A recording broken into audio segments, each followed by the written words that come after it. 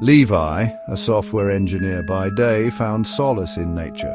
He loved the feel of the earth under his hiking boots, the fresh air filling his lungs. Every weekend he escaped the city to lose himself in the woods. This time he chose a trail he'd never been on before, Black Ridge Trail. It was known for its challenging terrain and breathtaking views, but locals also whispered of its eerie silence. The trail started innocently enough. Sunlight filtered through the canopy, painting dancing patterns on the forest floor. But as Levi ventured deeper, the air grew heavy. The once familiar sounds of birdsong faded, replaced by an unsettling quiet. The path, too, became treacherous. The sun began its descent, casting long, eerie shadows that danced around the trees. Levi felt a shiver down his spine. He pressed on, drawn by an unknown force. The shadows grew longer, twisting into grotesque shapes. Levi thought he heard whispers, faint voices carried on the wind.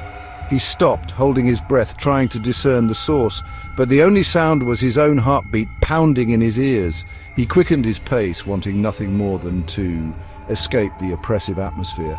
But the forest seemed to be closing in on him, the trees pressing closer, their branches like skeletal fingers reaching out.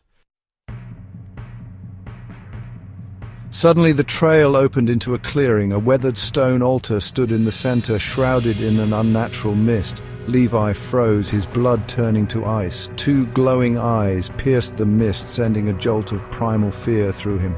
A low growl rumbled from the mist, deep and guttural. He was paralyzed, unable to breathe, to move, to even scream. A figure began to emerge, tall and skeletal, its limbs impossibly long, its eyes burning with malevolent intent. Then, as quickly as it appeared, the figure vanished. The mist dissipated, the eyes blinked out. Levi was left gasping for air, his heart hammering against his ribs. He didn't waste a second. He turned and ran faster than he ever had, scrambling over rocks and roots. The image of the creature seared into his mind. He didn't stop running until he reached his car, the familiar metal a comfort in the face of the unknown. He drove away from Black Ridge Trail, never to return. But the memory of that night, the chilling encounter, continues to haunt his dreams.